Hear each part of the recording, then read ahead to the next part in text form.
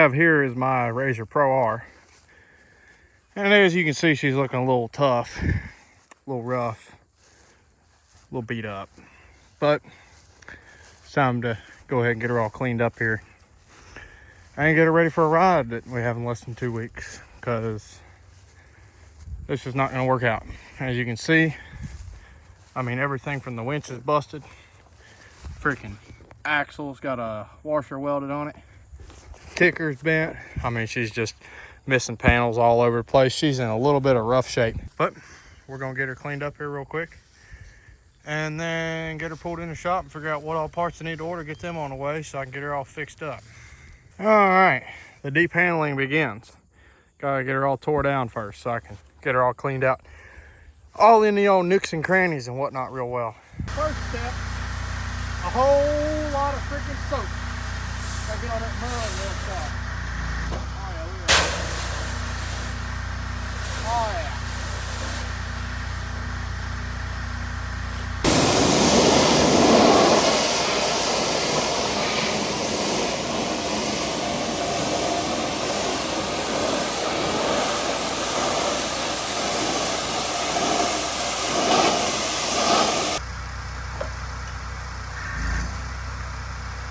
We're going deep clean.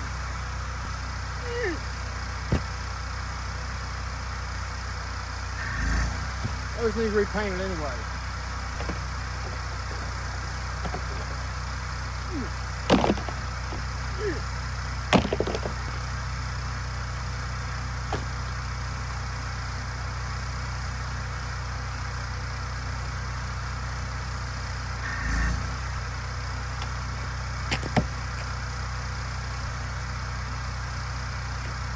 Now that you have accumulated a pile of miscellaneous parts, categorically organized, ready for new paint, you now have a fully gutted, stripped Razor Pro R.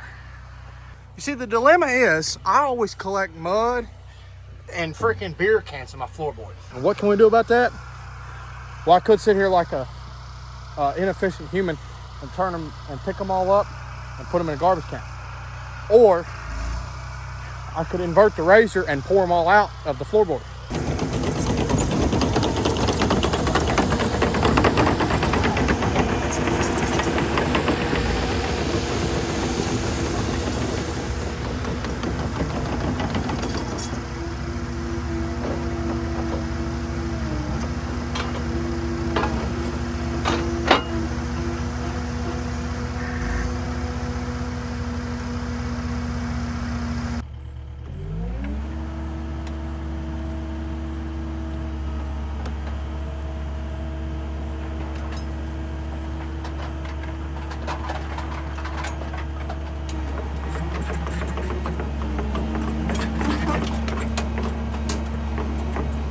All right, we got her halfway there, and look, we've already started cleaning things up around here.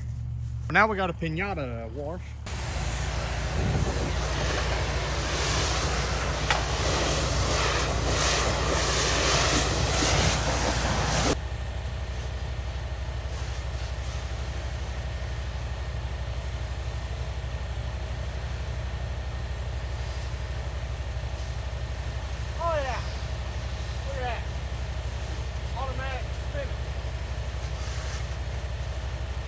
See, now from this angle, I can get all them nooks and crannies from the back side nice and easy, and everything just runs down. Drains nicely. This way.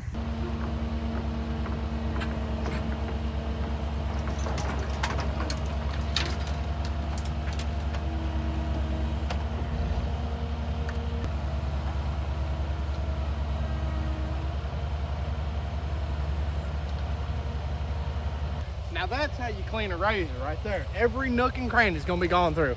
That's how you get all the beer cans out of your buggy without having to pick them all up. See, we just come over here and pop this other door off here. Reach up in there, grab her, bring her out a little bit, and then bam. Oh, come on. See, this one may need some persuasion. This one's been bent. Come on. Come on. There we go. Off she comes, and now we clean her up. So now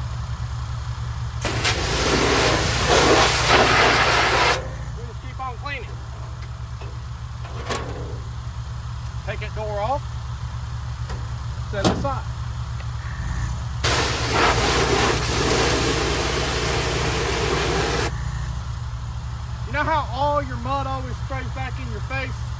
It's the only way I figured out to get it to not do that is just turn it upside down and let it all fall down.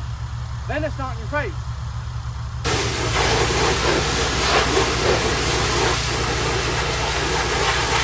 All right, now that I've finished the upside down wash cycle, it'll spin cycle if you will. We got every speck of mud out of the floorboard. All that junk everybody can't ever get out of their battery boxes, it's gone. You know what I'm saying? I mean, look at how clean this thing is. From the bottom looking up. So if you're drunk, you pass out, you're looking up at somebody's buggy, it won't be as clean as mine, unless it is mine. Nah, miss that tar. Don't worry about that, I'm gonna get that. We got her nice and spectacular. It's about time to flip her back over.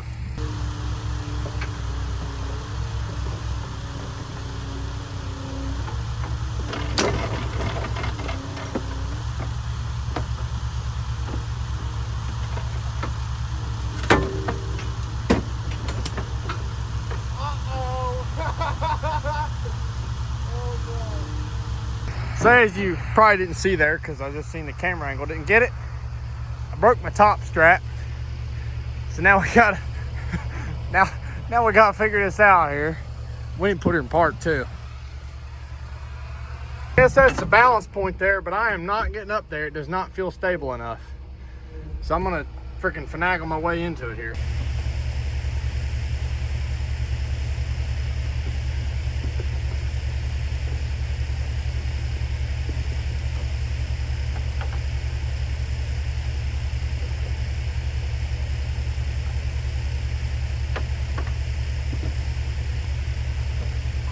Hook there, not very good, but it'll hold to get it down.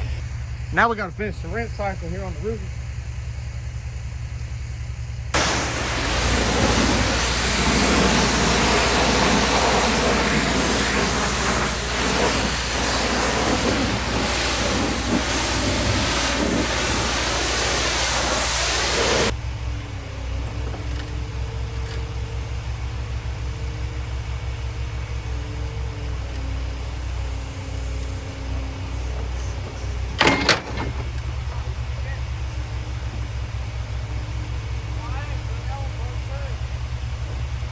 Broke.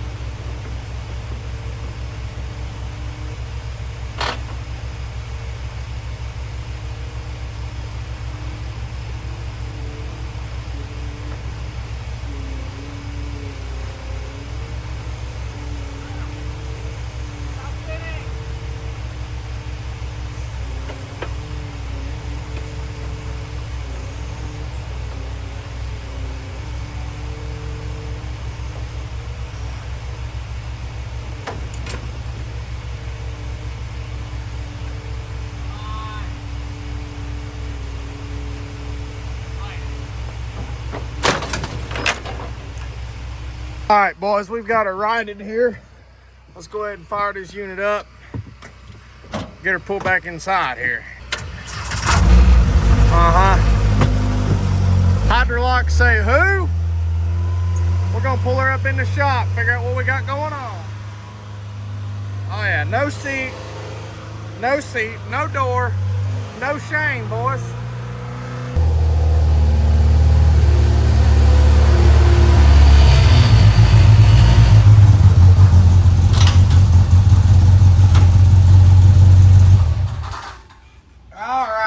For teardown. She came decently clean throughout the messery.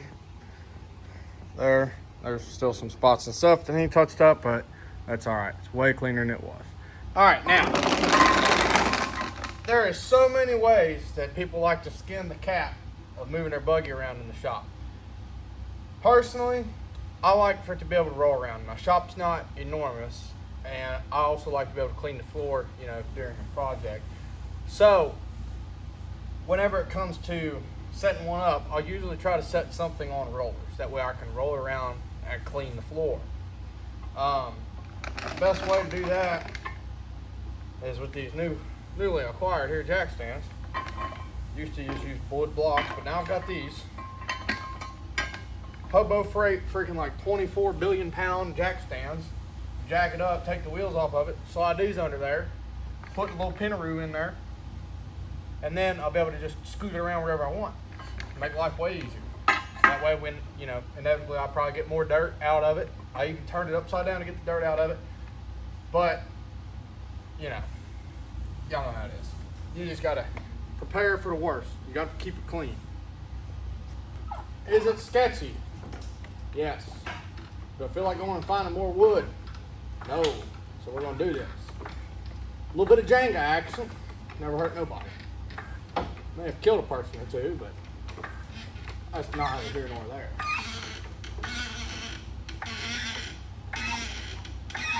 Is that the jack making that noise? Oh yeah, we're good. All right, now let's see if we did it right or if it's gonna fall on the floor. Sometimes things fall. Be a lot easier if I had a lift, but heck. Yeah, perfect. Now same deal for the front.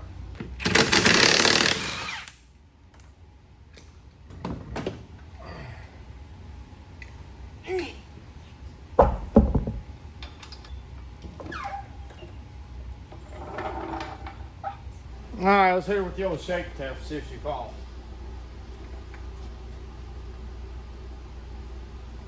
Good. Time to push it into place.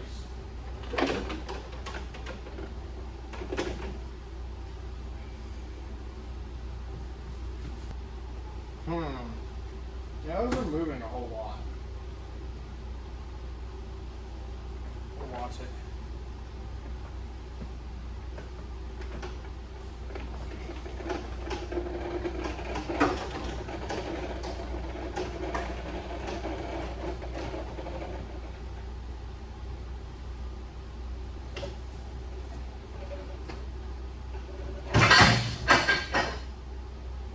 Damn it.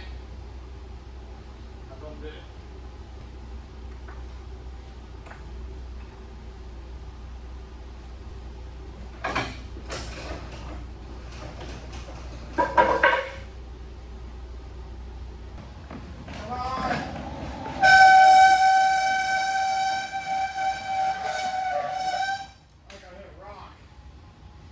Alright, now that I've overcomplicated this and bent these stupid little dollies that I had around here, I'm just going to jack it up and put it on jack stands regularly because this ain't going to work. But I need the suspension. The reason why I'm doing all this in the first place is because I need the suspension fully slacked out so that I can work on all the axles and stuff. I'll tell you about that in a minute. It's a whole mess, but we're going to get her there one way or another. All right, we got her all the way cribbed up here. Now she's not going to go nowhere. I mean, okay, she might go somewhere. We're not going to worry about that. So here's the game plan. Here's the situation we got. As you see here, that's not supposed to be that way. That's supposed to be kind of like that. And that's because the story of this axle, I was on my way to birthday bash come June, and I had a busted axle, busted cup, and it was wet. It was really muddy. So I went to take this axle out, and I couldn't get it out. I hit it with an air hammer and everything else, and I was like, hell with it. I'll just knock the cup off and put a new cup on and just rebuild the axle in the buggy. Just deal with that situation later. Well, I go to knock a new cup on, and it's fighting me, and the splines were all messed up, and the retainer clip was gone off of the axle, and the little groove that it sits in was foobar. So I just jammed it on there, welded it up, and in the process of jamming it, I messed up the threads on this, tried to fix them, couldn't fix them. Nuts threads were messed up already anyways, so I just bored out a washer and welded it on there so I could go on the ride. And on the Pro Rs and Turbo Rs, it doesn't matter with this because this doesn't have to be tight because it just sits in the splines. It's a central bearing hub unit, or unit hub, whatever. So all that thing does is sits in the splines. It doesn't actually hold like on a you know, older RZR style. It's holding like the whole freaking everything together in here. Like if you lose that nut, the whole damn wheel falls off. In this thing, you lose that nut. If this thing, the only thing that's going to mess anything up is if this is allowed to go too far back in, and it'll wreck them splines. But I put grease on them. It should be okay in there, hopefully. I'll find that out later. But so we got that. The winch is absolutely foobar from the whole stuck in the ice creek deal. So I got to get a new winch for it. That thing lit on fire. It was shooting sparks and flames and just not good things. Four-wheel drive won't disengage. Now I know why that is, so I'll show that whenever I do the actual work video. I'm missing a cup on one of the solenoids. So on the Pro R differentials, you have four-wheel drive engage and four-wheel drive lock.